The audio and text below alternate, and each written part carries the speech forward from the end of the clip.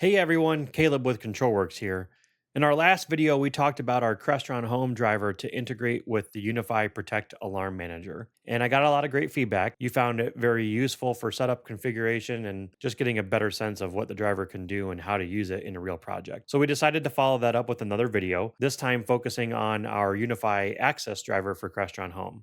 So in this video, I'll guide you through getting UniFi Access ready for Crestron Home, the driver configuration, adding locks, an overview of the customer's UI, programming sequences and actions, and then last thing is license activation. In the YouTube timeline below, it should be broken up into chapters. So if you want to jump to a specific section or come back later to review something quickly, you'll be able to quickly find those. As always, if you have any questions, please feel free to reach out to us. For the rest of this video, it's assumed that you have a running instance of UniFi Access, the devices are acquired, and the system is operational.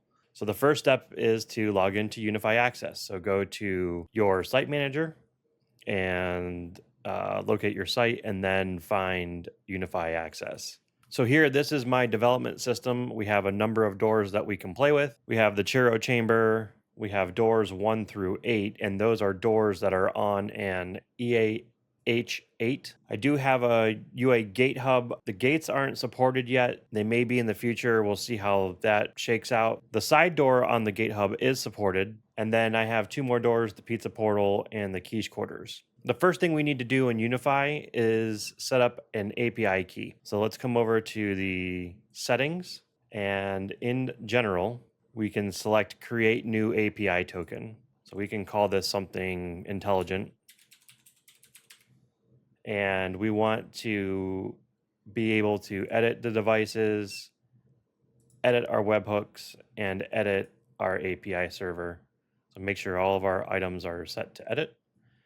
Our validity period is set to never expire, and then select create.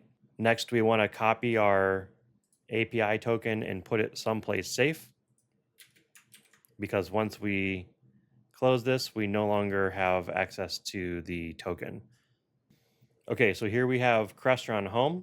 To add the driver, we want to go to Pair Devices, select Drivers, then select Platform, and scroll down to Ubiquity.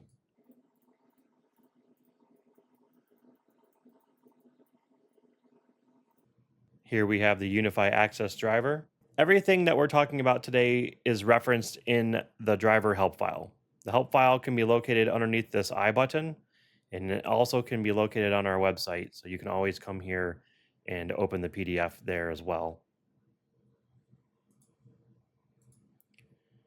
Select a room to put the UniFi Access platform in, and we're going to use the bathroom for that today.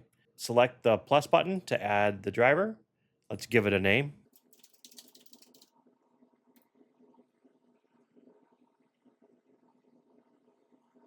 Next, this is asking for the IP address of where UniFi Access is running at. So if you have it running in the UniFi Dream Machine, that's probably going to be your base address for your gateway. If it's running on a cloud key, it's the cloud key address. In this instance, for this development system, I'll punch in its address. Once you have that entered, press next. Next, we need to enter in our API key. So let's copy it from where we put it away safely. Paste it into the API key. Next is show on room page and show on home page. These two options show or hide the license helper tile on the home page of the customer UI or the room page of the customer UI. For now, we can just leave it on the home page. We're going to talk about the licensing tile later on. Finally, there is a license URL as well as an activation key. The license URL will take you to a page where you can buy a license for the driver, which you'll need the activation key. And the activation key will be populated once the driver is fully added. So just press next here. And now the platform has been added. If you select the gear now and then select installer settings and scroll to the license URL, if you click on this URL, it will open a page with the license activation key filled in for you. All you have to do is give the project a site reference name, and the activation key is also populated here in the activation key window. Once the driver has been added, it queries for all the locks present in UniFi Access and then creates lock drivers in Crestron Home for you to add to rooms in your system. So to add some locks, we need to go back to the top menu and pair devices and then select managed platforms. And here we'll have our UniFi Access platform that we added. And inside of this are all the locks that were found on UniFi Access. To add a lock, you simply just need to press the plus button. You can give it a name and the lock gets added. If you select the gear button on a lock and then select interrupts, this is where you manage touch panel notification sounds as well as NAX notification sounds for when the door is unlocked. For more information about audio interrupts, Crestron has some documentation online that goes into detail about the interrupts and how to change the sounds and how to assign them to different locks. Pressing the test button allows you to send the lock or unlock command to UniFi Access. By pressing the unlock button, we'll hear the lock unlock. The touch panel will make a notification sound, and you'll see the feedback state of the lock change from lock to unlock. And then the door will lock again, and then you'll see the feedback state changed from unlocked to locked.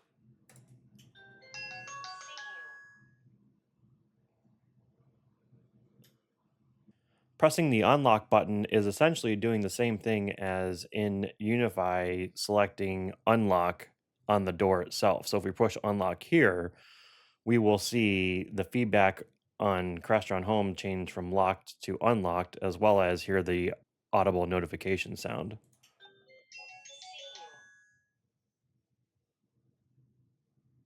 And then if we push unlock in Crestron Home, we see the door unlock and then it will change back to its locked state. Next, let's take a look at the Crestron Home customer user interface. When you add a lock to Crestron Home on the home page, it shows up underneath this access tile. Selecting the access tile gets you individual controls for each lock, as well as two scenes, lock all and unlock all. If you pressed lock all or unlock all, it will send the individual commands to each lock. In fact, let's go ahead and add a few more locks. So now we have a pretty crazy bathroom with 4 locks in it. If we navigate to the bathroom room, the lock shows up underneath this doors tile. And you have, again, all 4 of the locks that we've added in the bathroom, as well as the 2 scenes, lock all and unlock all. If we press unlock all on this demo system, it would be pretty wild. And remember that in UniFi, the locks are always in their lock state unless they're momentarily held open. So by pressing unlock individually, the lock will unlock, and then after the delay time expires, it moves back to the locked position.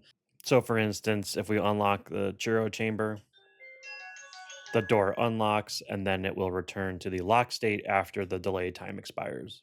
Okay, while we're here, let's take a look at UniFi Access and Crestron Home side by side. If we select the unlock on the door in UniFi Access, Crestron Home feedback will change from locked to unlocked. The status is in real time.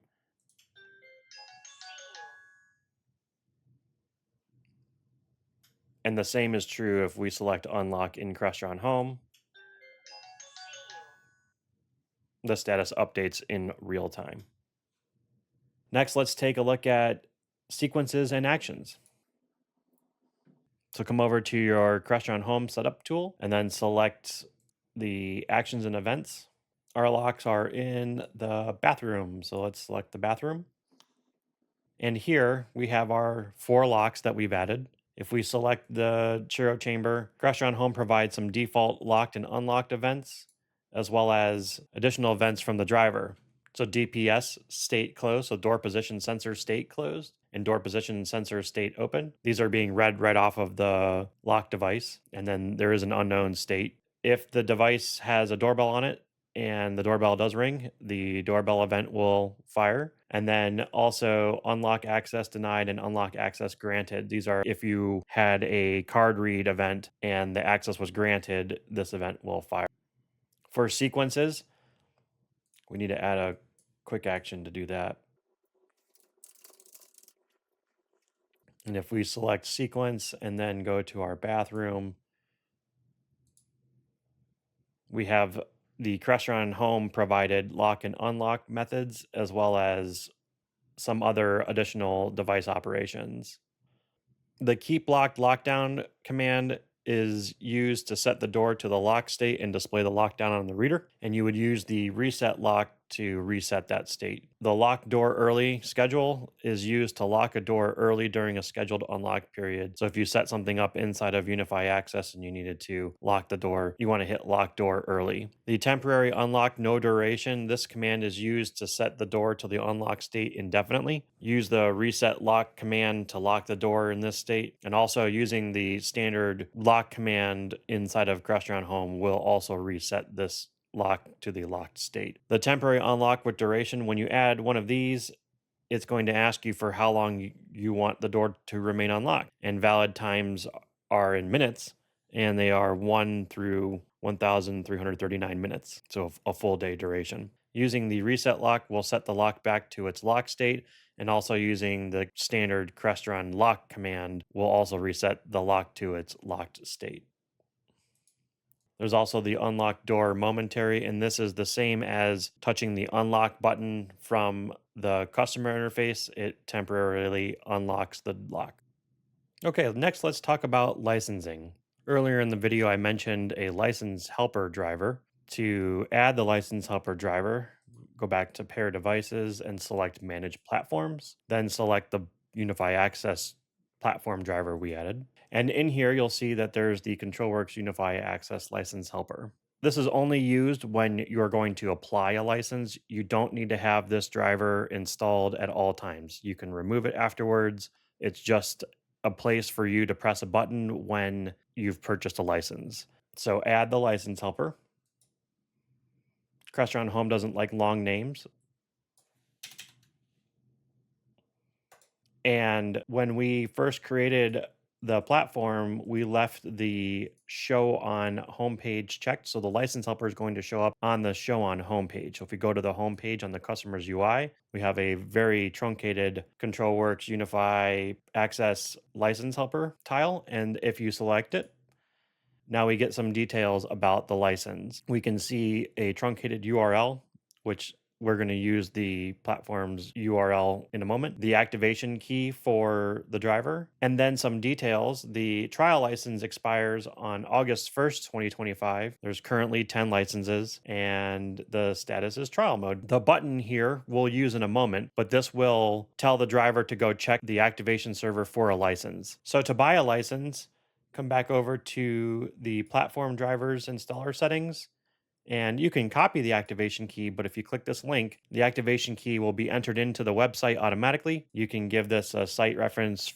Jones residence, or whatever you want to call it. And then you can select order online for instant activation. Once you've completed the purchase, you can come back to your driver touch panel and then select update license information.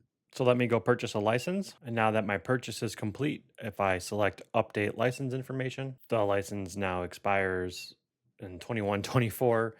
There's 2 licenses and it's perpetual and valid. When the trial expires, the driver goes offline. When a driver is offline, its control pages are disabled. So you can see the page, but you can't press this button. The only way to activate a license when the trial is expired would be to reboot Crestron Home, or we have some console commands to assist with that. But if you're into the console, give us a call and we can give you a hand with activation. Now we can remove the license helper.